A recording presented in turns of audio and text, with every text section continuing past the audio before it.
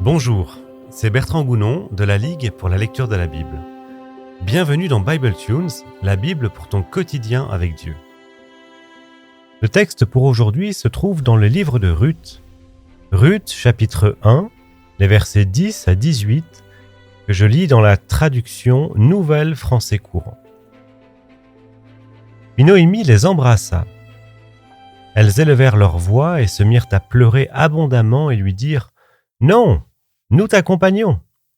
Avec toi, nous retournerons auprès de ton peuple. » Noémie reprit « Rentrez chez vous, mes filles.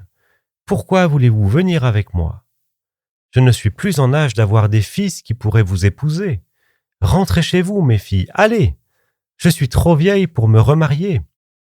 Et même si je disais « Il y a encore de l'espoir pour moi », cette nuit même je serai à un homme qui me donnera des fils, attendriez-vous qu'ils aient grandi?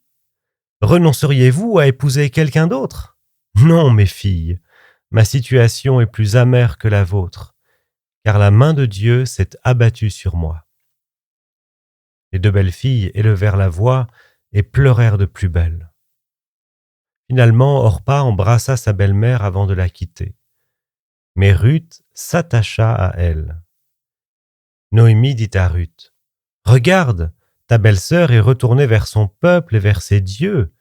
Retourne chez toi, prends exemple sur ta belle-sœur. » Mais Ruth répondit, « N'insiste pas pour que je t'abandonne et que je retourne chez moi. Là où tu iras, j'irai. Là où tu t'installeras, je m'installerai. Ton peuple sera mon peuple, ton Dieu sera mon Dieu. Là où tu mourras, je mourrai, et c'est là que je serai enterré. Je le jure par le nom du Seigneur, seule la mort me séparera de toi. » Quand Noémie vit que Ruth était résolue à l'accompagner, elle cessa d'insister.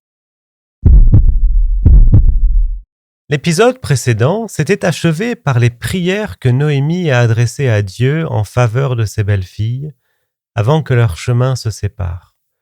Noémie pour rentrer au pays de Juda, et Ruth et Orpa pour rentrer auprès de leur mère en Moab. Mais à l'heure de la séparation, c'est la vallée des larmes pour les deux Moabites. Leur attachement à leur belle-mère est réel. C'est une décennie de vie ensemble qui est sur le point de s'achever, et toute la douleur qui peut légitimement remonter en pareil moment, avec le souvenir de ceux qui ne sont plus là. Du milieu des larmes surgit cependant un désir, et plus que ça, une résolution des deux belles filles. Nous t'accompagnons. Ruth, mais également Orpa dans un premier temps, n'entendent pas rentrer à la maison de leur mère, mais bien rester auprès de leur belle-mère. Une intention qui défie la raison. En tout cas, c'est comme ça que Noémie le perçoit. « Mais pourquoi voulez-vous venir avec moi? Je suis trop vieille pour avoir à nouveau des enfants, des fils qui pourraient devenir vos maris. Et quand bien même je le pourrais, il vous faudrait attendre trop de temps, le temps qu'ils grandissent. » Mais pourquoi Noémie dit-elle ça? En fait, ces paroles se comprennent à la lumière du système du lévirat. Derrière ce mot se cache une coutume qui avait cours dans le Proche-Orient ancien, et c'est une pratique qui est prévue dans la loi d'Israël en Deutéronome 25. Selon cette coutume, quand un homme meurt sans avoir eu d'enfant, son frère doit épouser la veuve, sa belle-sœur, afin de donner une descendance au défunt, pour préserver la lignée et les biens familiaux. Et en l'absence de frère, ce rôle de lévir doit être assumé par un proche parent. Cette pratique garantissait une certaine sécurité sociale à la veuve sans enfant. Dans la bouche de Noémie, de celle qui s'estime frappée par la main de Dieu, ces paroles sont comme un cri de désespoir. Noémie veut convaincre ses belles-filles qu'elle n'a plus rien à leur offrir, que leur histoire commune doit donc se terminer là. Orpa finit par se laisser convaincre par sa belle-mère. Elle l'embrasse et elle la quitte pour rentrer chez elle, pour retrouver sa parenté d'origine, rester dans son pays, à Moab. Aucun reproche ne lui est adressé, ni par sa belle-sœur Ruth, qui s'apprête à prendre un tout autre chemin, ni par le narrateur du récit. Il n'y a là aucun jugement apparent sur le choix que fait Orpa. Les voilà en tout cas toutes les deux exposées à un choix difficile. Le choix de Ruth est celui de rester avec sa belle-mère, de partir avec elle en Juda. Et le narrateur précise la raison de ce choix, et qui marque ici une grande différence entre Orpa et Ruth. C'est que Ruth s'attacha à sa belle-mère. Ce verbe « s'attacher », qui pourrait aussi être traduit par le verbe « coller », c'est le même qui est employé en Genèse 2, verset 24. C'est pourquoi l'homme quittera père et mère pour s'attacher à sa femme, et ils deviendront tous deux une seule chair. Le lien qui unit Ruth à Noémie est donc extrêmement fort. Ruth s'attache à une vieille femme sans avenir, veuve et sans ressources, et elle lui jure de lui coller au basque, partout et toujours. C'est un engagement à la vie, à la mort. Et pour convaincre sa belle-mère de la force de son amour et du fait qu'elle doit la laisser partir avec elle en Israël, Ruth va jusqu'à adhérer à l'alliance entre Israël et le Seigneur. Ton peuple sera mon peuple, ton Dieu sera mon Dieu. Comme le remarque l'exégète André Vénin, Ruth renonce ainsi au Dieu de son peuple vers lesquels Noémie a renvoyé Orpa pour s'attacher à un Dieu à qui Noémie a pourtant attribué le malheur qui est le sien.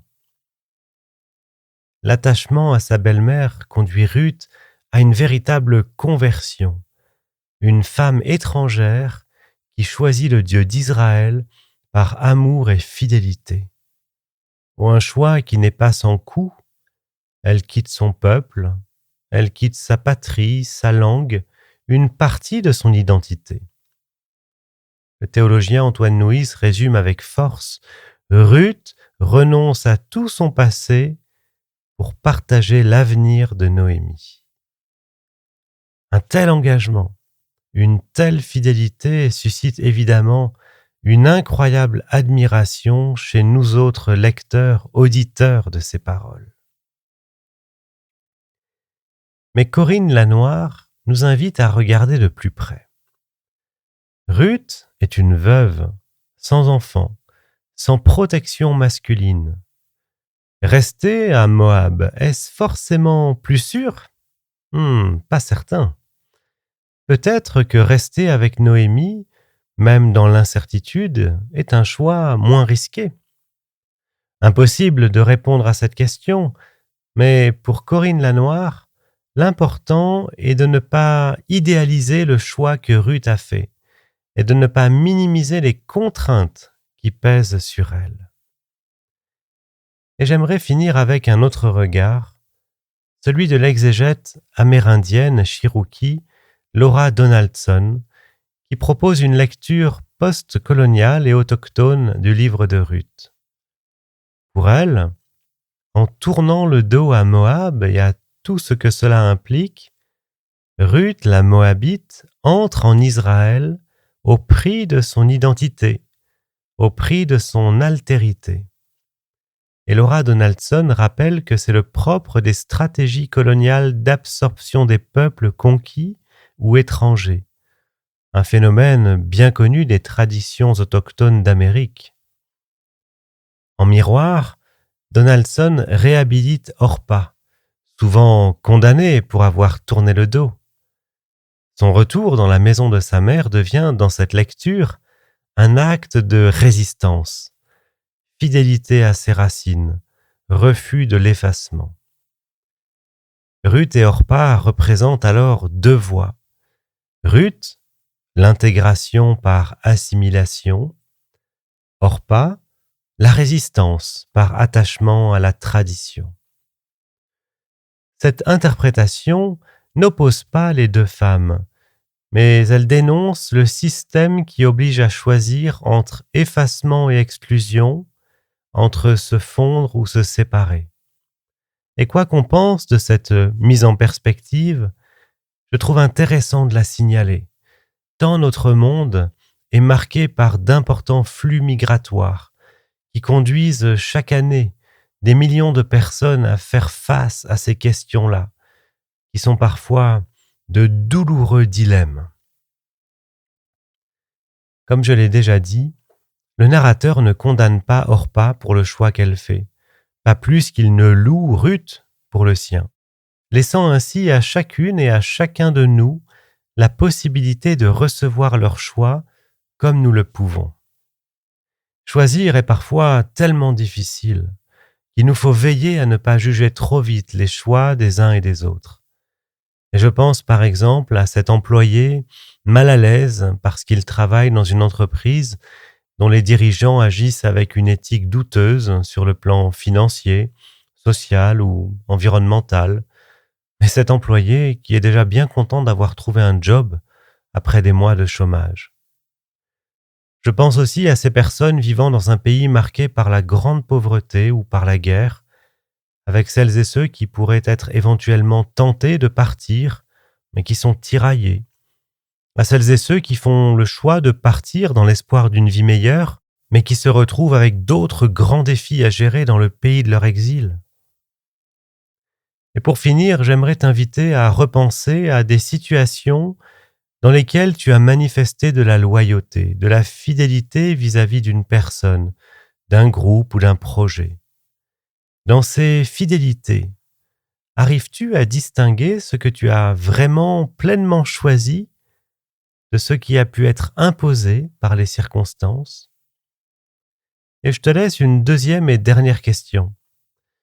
Ruth dit à Noémie, « Ton Dieu sera mon Dieu. » Eh bien toi, quelles valeurs, quelle sécurité, quelles attitudes as-tu dû abandonner pour suivre le chemin tracé par Jésus-Christ? Merci de m'avoir écouté sur Bible Tunes. Rendez-vous au prochain épisode pour continuer notre parcours du livre de Ruth.